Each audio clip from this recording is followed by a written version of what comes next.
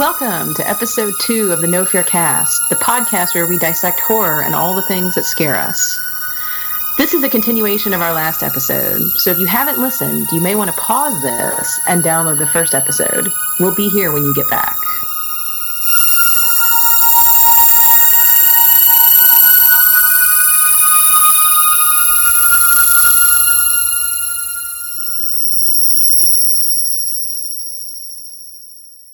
Hi, I'm Mel.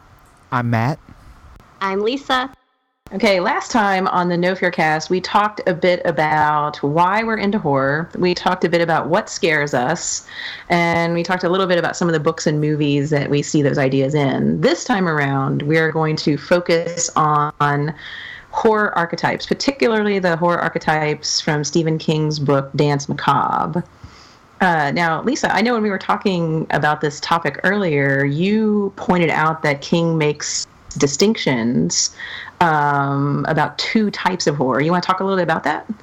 Yeah, well, basically what Stephen King, when he boils horror down to its very basic levels, he says that there's 2 different types that you can have. You can have horror that's coming from an act of free and conscious will, so something that's coming from a person who makes a deliberate choice to do evil. And then the second one is horror that is predestinate. Something that's out of our control, that was going to happen no matter what we did. And to me, when you're looking at the 2 of those, that's your slasher film where you have somebody with a knife or a machete or a gun or whatever, chainsaw coming after you, who makes that choice. I'm going to go out and I'm going to kill these people. Versus maybe something out of Lovecraft, where you have these ancient gods that come up, and no matter what we do, no matter what choice we make for good or for evil, that ancient evil is still out there. So those are the very 2 basic distinctions that he makes in Danse Macabre of the different types of horror. Okay, well, you were talking about that. I was thinking in particular of the Lovecraft story, The Color Out of Space. This story about this meteorite that comes out of space that's a color that no human being has ever seen before. It's kind of this idea of that there are things out there that we don't understand. Like, no matter how many times the scientists look at the meteorite and test it, they can't understand it with their, Earth-based knowledge. That there are aliens out there, ancient gods, as you said, that can play with us and go beyond what we could possibly figure out. Versus trying to fight something like Poe's The Telltale Heart, or like you said, like a Chainsaw Massacre film, where it's that evil person that might be victimizing you, as opposed to something that you can't understand or can't control. Is one more scary than the other, I wonder? Yeah, that's an interesting question, because one of the functions of horror, I think, is to try to understand evil that we encounter in the world. And I don't know if it makes it easier if we know why the evil is happening, or if it makes it harder. Well, that almost feels like a personal issue from person to person. Like one person may find this external horror that is always going to happen, this predestinate horror, absolutely terrifying, because it, means almost this loss of free will. This terrible thing is going to happen whether or not I'm here. And somebody else may be far more terrified by the fact that their neighbor happens to be an axe murderer. Like, personally, I find the existential horror of that Lovecraftian old gods far more scary than something like, Rear Window. But, I find Rear Window an interesting horror story of its own. But, I guess Psycho would be the better, not Rear Window. But you know what I mean. Well, I think there's, if you're looking at it from a viewer or a reader's point of view, certainly that first type of horror, where you have the free will behind it, I think there's a sense of safety that goes along with that we can find comfort in, because at least we're not living next to the house with the killer in it. At least, we hope not. But with that ancient, evil, cosmic fear, I guess, there's no escaping that. Right. When you look at Lovecraft, there's no escaping the color out of space. there's no explanation why it's happening. And there's a certain fear, I think, in that. But there's also the fear of the no escape. And, you know, all good horror, no matter what, is going to have that certain, I guess, if you want to call it a sense of claustrophobia or a sense of whatever the evil you're confronting, you can't escape it. And that Lovecraftian terror, if that's what we're calling it, or the predestinate horror, as Stephen King calls it, you know, there is no escaping that. I think that probably hits at a deeper fear than the other one. I've actually even heard these described as what's called internal versus external horror, where that internal horror, the act of free will, is almost showing the horror that's in a human is capable of. The Psycho, Norman Bates, I mean, if you think of him when he first appears on screen, he's this nice, normal seeming, at least, mild-mannered hotel clerk who turns out to be a murderer who dresses like his dead mother. That's that internal horror that humans are capable of. The external horror would be that Lovecraftian old god, the thing that's not human, that comes from outside of us and is a threat. But, I mean, I still fall back on it. Just depends on your personality as to which scares you more. I'm far more terrified of my neighbors than I am of Cthulhu, but...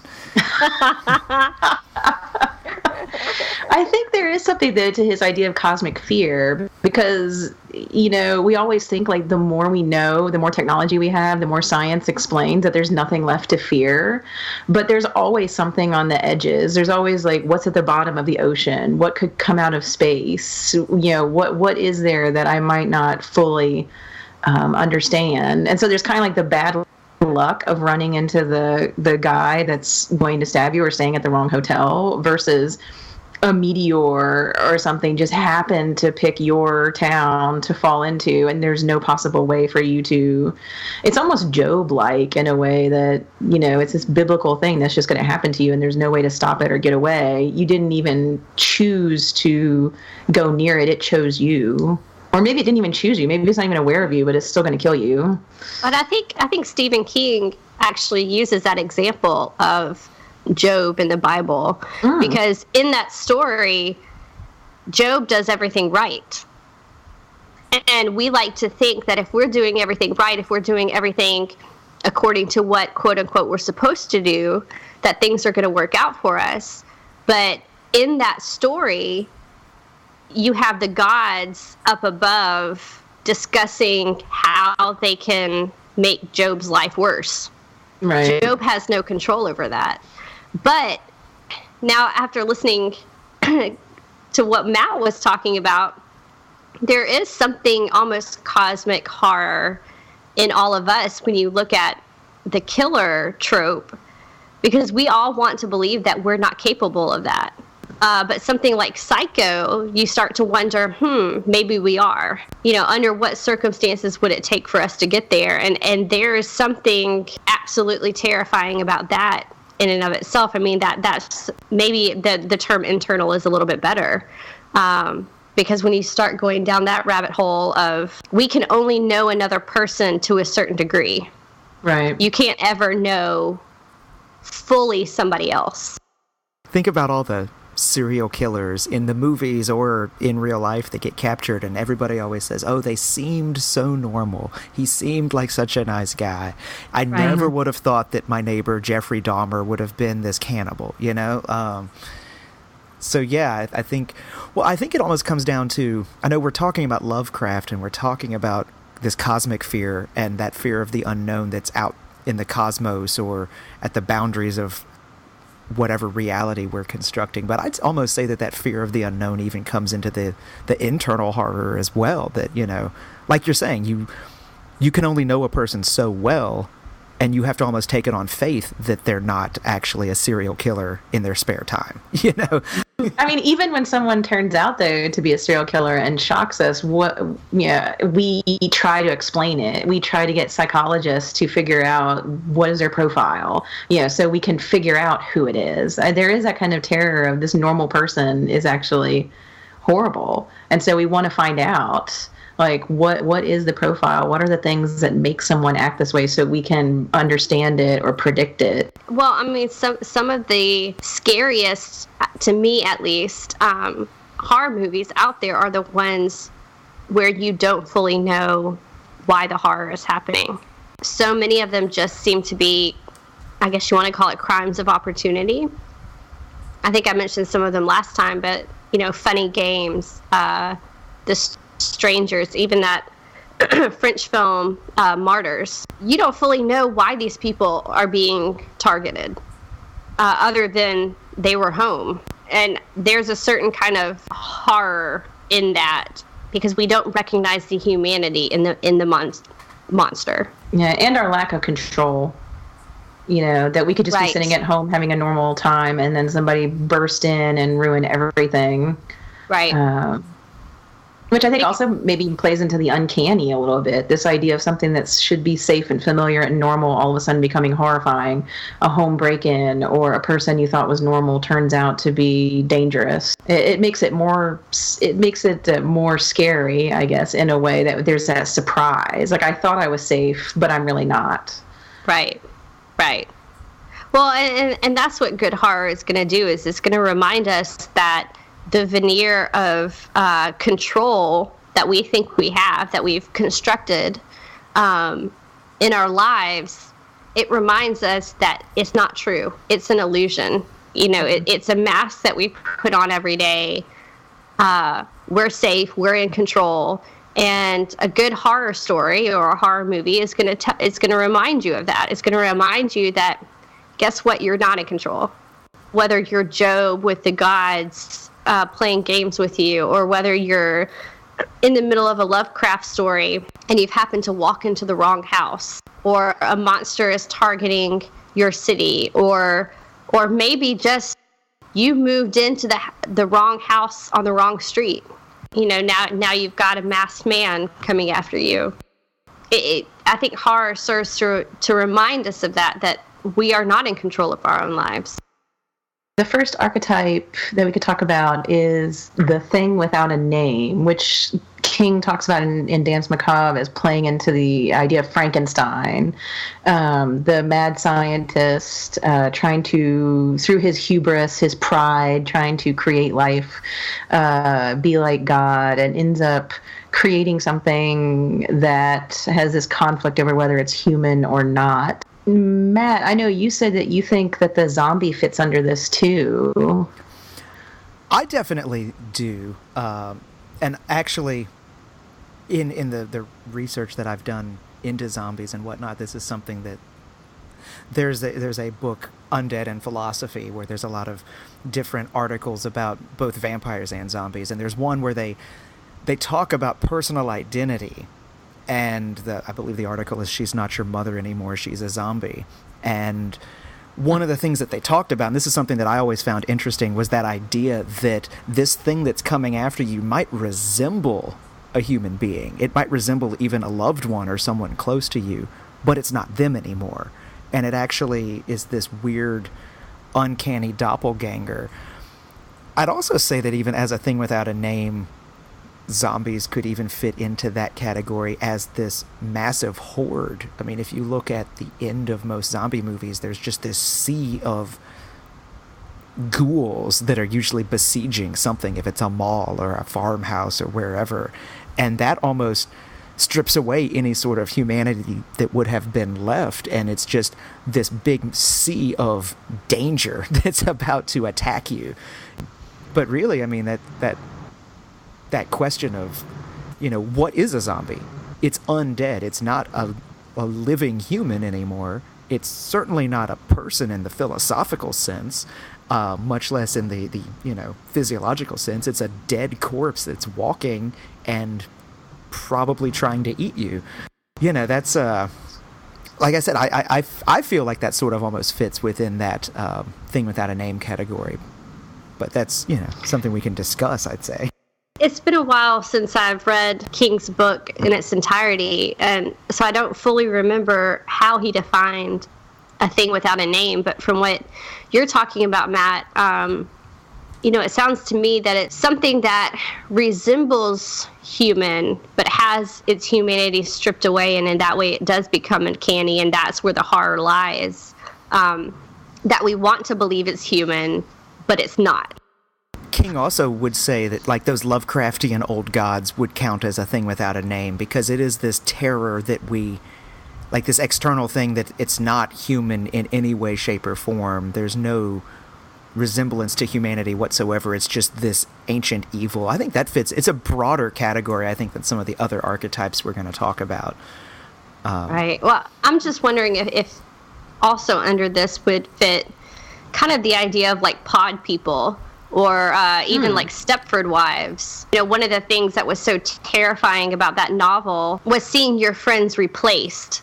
And they look like your friends. They maybe even look like a better version of your friends. But they've been stripped of everything that identifies them as a person with a distinct personality and a mind of their own and free will.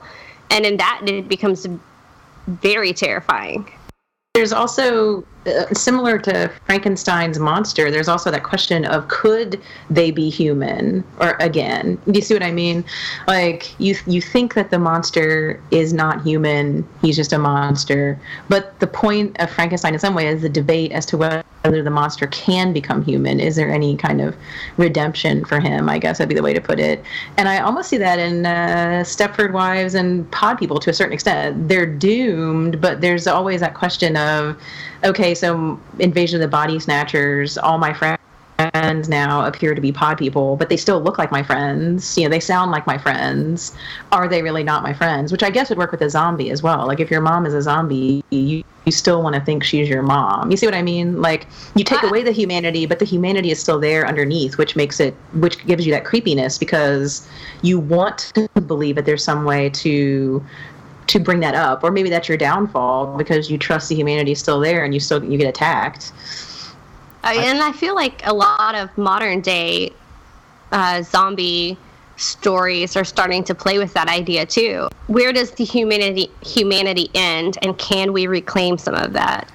Oh, you see that all the time. I know George Romero tackled that with Day of the Dead and Land of the Dead, where some of the zombies seem to have slight gestures towards some sort of consciousness or something, where they were not just completely mindless. But I think you see it all the time too in those sorts of stories where there's the person who's resistant to killing the monster because it looks like their mom or their friend or whoever, and of course they end up dying because it's not their mom anymore. But I think, like, when we're talking about the thing without a name, that name is an important part of it, because I mean, when you think about, you know, me, I am Matt. My name is part of my identity. And if you take that name away from me, that takes away part of what identifies me. If I'm not Matt anymore and I'm just this dead zombie, then maybe I'm not me after all. Now, granted, if I'm the zombie, I'm not going to be capable of this higher order of thought anyway, but somebody else might be philosophizing about me in such a way. Or if you create a monster, you don't give it a name because you don't want to humanize it. Well, Frankenstein's monster had no name. I mean, unless you're wrong and call him Frankenstein. Or you watch that terrible Aaron Eckhart movie, I, Frankenstein. You call him Adam. Well, you know, that brings up something interesting too, because if horror stories are a safe place to experience or confront real life horrors, then the thing without a name, you know, that idea of stripping us of our identity, of what makes us who we are, or watching our loved ones go through that. You know, today we have, you know, memory loss, Alzheimer's. You see people go through that, and you start seeing their personalities go away. Or if you even want to go back, which I'm sure we'll discuss in a later episode, but to kind of, I guess, the origins of the modern day zombie, when you look at things like colonialism and slavery and the idea of stripping somebody of who they are, and maybe even giving them a new identity or a new name without their consent. I think that fear is what this thing is tapping into.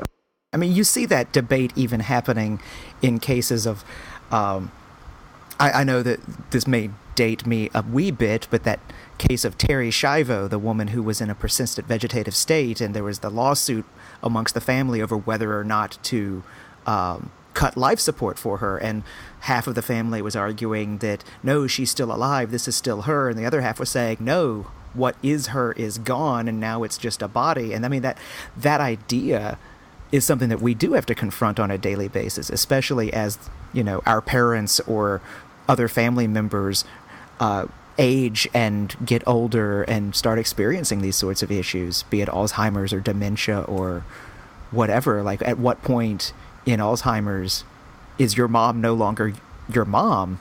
I mean, I'm not saying that, you know, she's the same thing as a zombie, but, you know, right.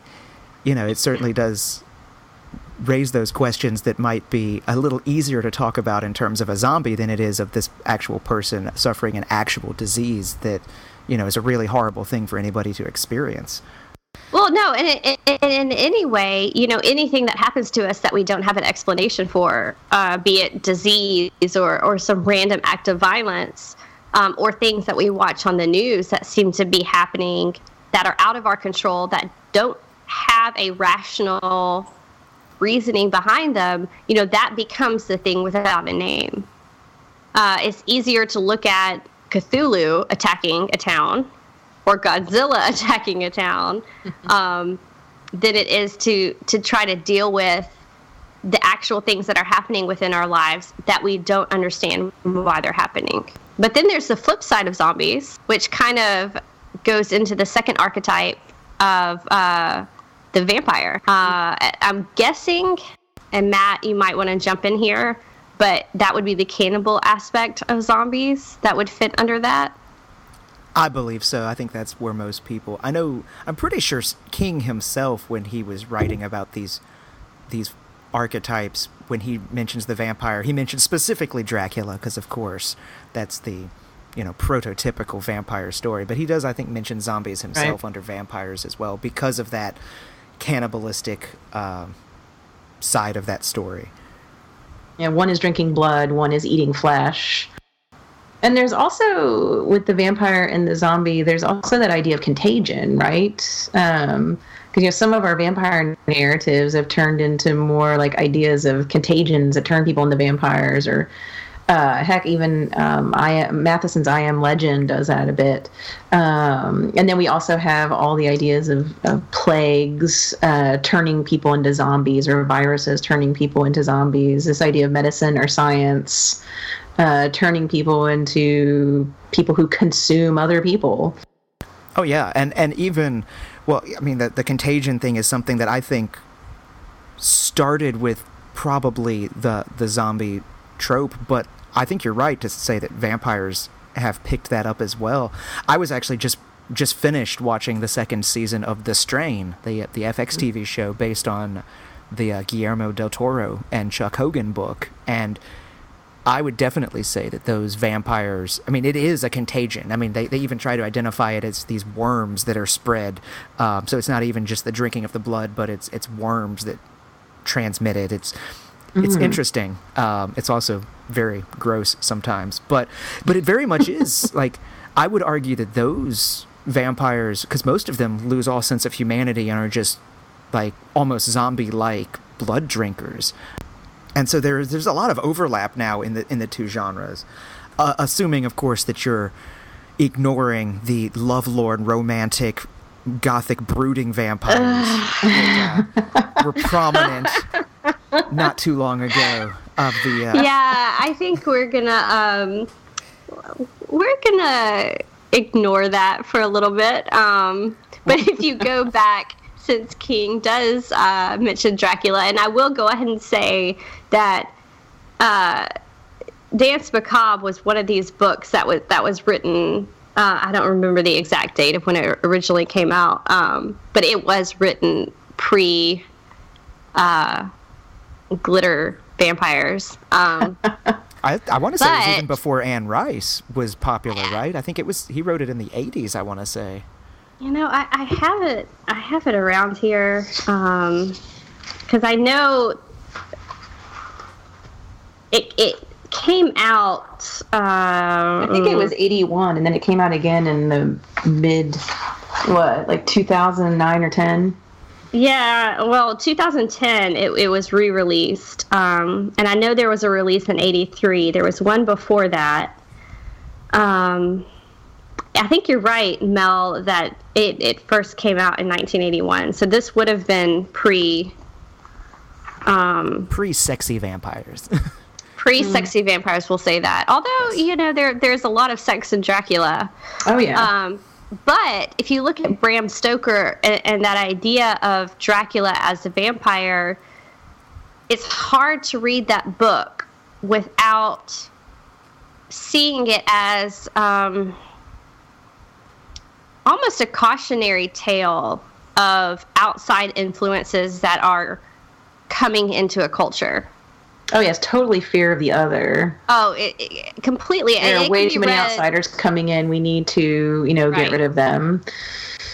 It can be read in many different ways because there's a fear of the literal outsider, the fear of the foreign influence coming into England, but also there's the fear of kind of this new woman and this idea of changing gender roles, and there was a lot of fear in how culture was shifting. And if you look at that through a contagion or a plague lens, you can see how, even with zombies, you mentioned Romero, Dawn of the Dead taking place in a shopping mall, right? Oh, yeah. Mm-hmm. Yeah. Yeah. I mean, that's its own kind of contagion.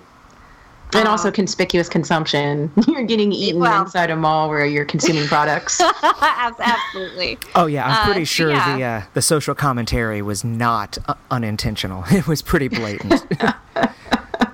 These hordes of people flocking to that place that they knew so well in life. Consume. But the original Dracula turns Lucy and tries to turn Mina into a vampire. Like, there's a contagion aspect there, too, through the blood. Yes. This kind of outside biological and cultural influence that Dracula poses. I mean, he has to sneak under the radar to even get into England. And it's like threat to that British/American masculinity that Dracula embodies. Yes. Yeah.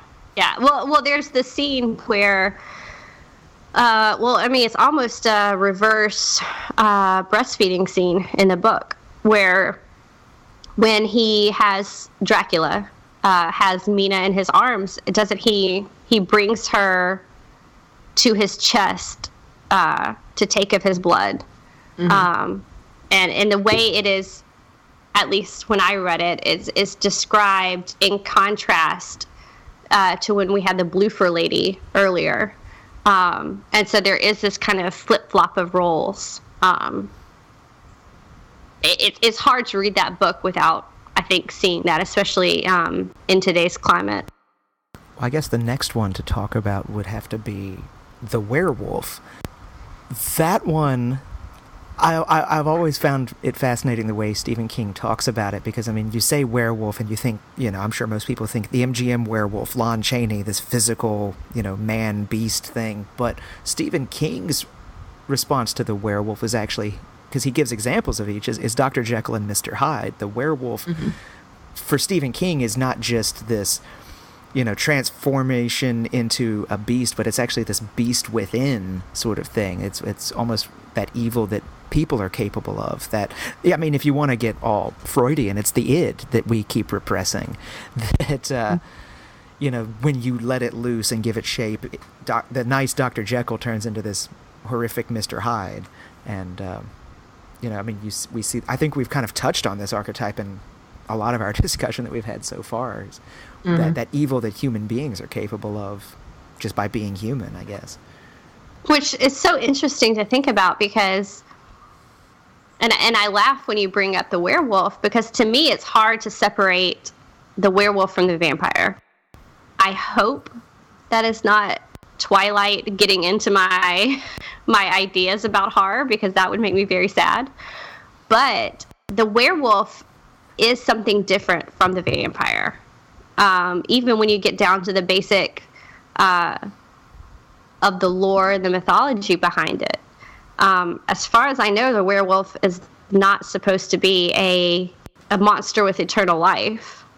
And the werewolf does change, unlike the vampire. does change from human to monster at a certain time. And so in that way, it is a Jekyll and Hyde situation, which rather than being the fear of the other, it's the fear of the self. I think the thing about the werewolf that, like you're saying, that is scary is meant to be that loss of control. And because usually in those werewolf stories, what you always hear about is the person talking about how they want to lock themselves up during the full moon because they're afraid that they'll hurt the people closest to them. You know, don't look at me like this. I don't want you to be around me. I might do something that I wouldn't normally want to do. And I think it totally is that loss of control coming into the forefront for sure. And I mean, I just think of unless you're Michael J. Fox. Unless you're Michael J. Fox, and then you become amazing at basketball. Absolutely. And there's also an identity issue with the werewolf too, right? Because we want to think that we don't have the Mr. Hyde within us. So who are we? We're actually a two-sided coin, rather than thinking that we actually do know ourselves. And it's not just that we don't know ourselves, but we can't even control that other part of ourselves that we don't know. Yeah, that is interesting because, Teen Wolf aside, most of my experiences with werewolves in novels and films do have that character who feels that they need to be locked away. You know, I'm thinking of Buffy the Vampire Slayer. I'm thinking of Penny Dreadful. They all have that werewolf character who is ashamed of who they are and of what they do, and they want to protect everyone they love. Very rarely do you have I don't know if you want to call it a pro-werewolf story. I don't know, Ginger Snaps maybe? Yeah, I'm thinking like as soon as we started talking werewolf, my first thought was Oz on Buffy, and then there's actually a really good standalone Supernatural episode that's done through found footage that's a werewolf episode. Right. And if I remember, it's been a while, but like the at the end of that one, the person just basically leaves and wants to be just left alone because they've killed everyone close to them, essentially. So yeah, it's that I've already hurt all the ones that I love. Just leave me be. I'm the Incredible Hulk. You know, I'm the Incredible Hulk. I mean, that's the werewolf. Right. Hell, why have we not thought of that yet? You know? That's true. Yeah, lack of control. Right. Yeah, Hulk smash. You wouldn't like me when I'm angry. I mean, yeah. That is a werewolf. Right. Yeah, what that is. So I guess the werewolf does represent that thing that is inside of us that we're afraid of. And if we can make peace with it, there's probably a lot of power to be had there, but very rarely do we get that story. Most of the time it's some sort of cautionary tale. Or you have the story where the person is like, I have to be locked up or I can't, and then they end up turning into a werewolf when people are around, and they try to help or protect the person they love even as a werewolf, but other people don't understand that and shoot them and kill them, or you know what I mean? Like the end where the monster actually had a heart and was trying to help, and it was misunderstood and killed. I'm thinking the young adult novel Jacoby. There's a character in that, I can't remember his name, he's a deputy police officer, and the whole book he's trying to hide when he knows he's going to become a werewolf, but at this climactic moment he ends up helping because he's a werewolf. But other people don't see that, they just see him as a horrible monster. And that kind of plays a little bit, I guess, with the idea of the monster as a thing that needs to be destroyed always, or do we understand why the monster is the monster and try to make a connection with it in some way? Yeah, I feel like that's something that was explored in the American version of that TV show, Being Human, because that was one of those shows that kind of, the three main characters, I don't know if you guys watched it, there was a vampire, a ghost, a werewolf, so you kind of had your archetypes all living in a house together as roommates, and there was a British version of it, and I couldn't tell you if it happened on that one either, because I'm getting them confused at the moment, but I believe it was in the American. The werewolf was trying to find a way to stay human and get rid of, I guess, the curse of the werewolf. And his problem was that he was coming up against people who didn't want to give that up.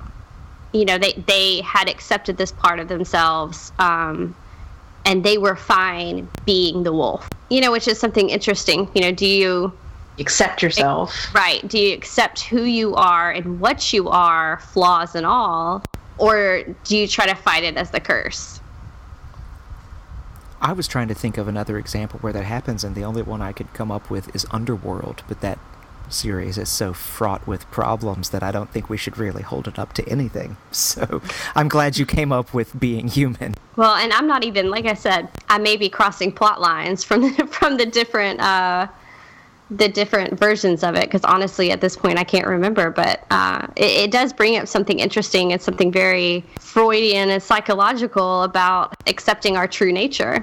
It also brings up the interesting idea, because that was, you have the vampire, you have the werewolf, but you also have the ghost. Yeah, I was just about to say that kind of leads us to our next topic, the ghosts in the haunted house. Mel, I know that is your area of expertise, so I'm going to let you kind of lead this one.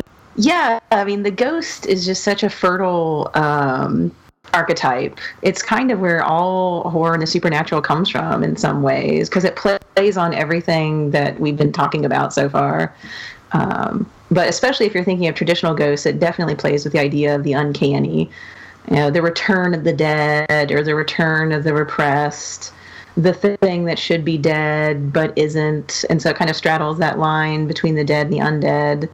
I don't know. What do you guys think? I mean, is the ghost in some ways kind of the beginning or the wellspring of things that scare us? It's interesting, because as you were describing it, it sounded a lot like the vampire, honestly, or even the thing without a name. But I wonder if that is, you use the word wellspring, but it is the absolute fear of what we don't want to confront. Oh, I was going to say, totally. I think that ghosts in particular bring up that issue of mortality, that issue of afterlife. Is there a life after this? Do we persist, or do we just die and that's it? I mean, that's a terrifying concept in and of itself, especially as you get older and start beginning to face your mortality more. I know it's a question that every human being has had, I'm sure, at some point, is, am I going to persist after I die, or is this it? And having a ghost story certainly not only explores that issue, but can make it even scary.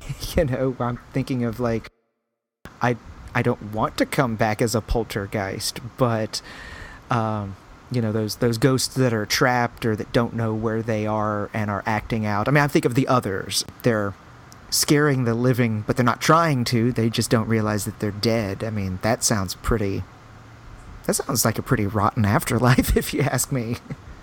Yeah. Well, you do wonder what happens. I mean, you don't ever come across a ghost story of somebody who's just enjoying their afterlife and maybe has, swung down here to see what's happening. Right. Yeah, it's all very confusing usually, or violent, vengeful. And yeah, you wonder, I mean, I do anyway, when you die, do you return as that kind of vengeful spirit? Or is the alternative just nothing? It's a way to grapple with the ultimate unknown and all our fears of that.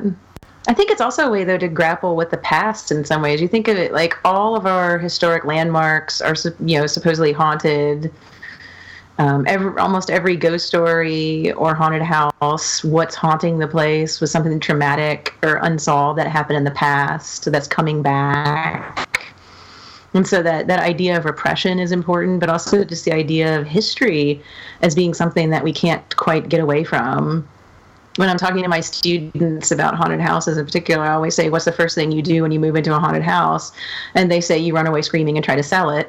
And I'm like, well, you necessarily can't do that because it's haunted. So then what do you do? And they say, well, you try to find out what happened. You look up the deeds and who owned the house. Was someone murdered here? And so the ghost is the unknown. It's very personal and it's very, very paradoxical, but it also reminds us of the past. It reminds us of things that we may not have wanted to remember because they were too painful or they were things that were ignored.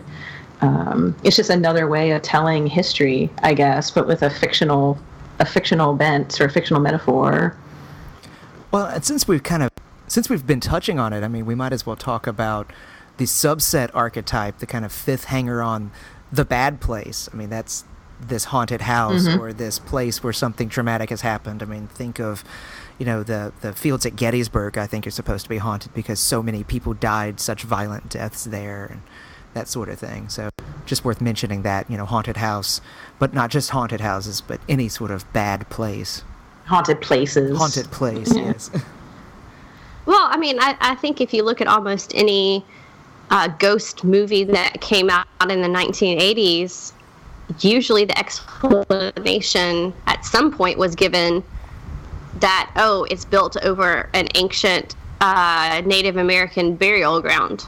And, if that's not trying to come to grips with our past and our kind of cultural guilt for what happened, I don't know what else that would be. Mm-hmm. Unfortunately, it's still kind of erasing it because you're making those characters the ghosts in the piece.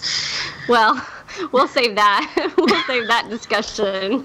But you're absolutely right. But you also can see it, I think, on a smaller scale, because if you look at the ghost stories just that I grew up hearing and people telling me, at sleepovers, even those kind of local ones, usually the bad place was some place that they didn't want us to go. So if there was that place, it always, for some reason, these stories involved, there was a young couple driving out to this one place that everybody knows, and they were there to, hook up, and Bloody Mary ghost shows up, and now don't go there. That place is haunted. Right. So there does seem to be sort of a didactic element, especially when you're dealing with the bad place in the ghost story.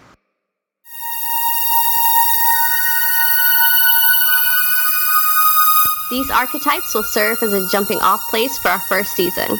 First up, we are talking a little more in depth about ghosts and the idea of hauntings, followed by zombies and maybe a few creepy kids. This is the No Fear Podcast. You can find us online at Twitter at NoFearCast. That's KNOW Fearcast. Or our website, nofearcast.com. If you want to contact us, send us an email at nofearcast@gmail.com. Download us through iTunes, Stitcher, or anywhere else podcasts are found. And if you like what you hear, you could even support us on Patreon. The No Fear Cast. We know what scares you.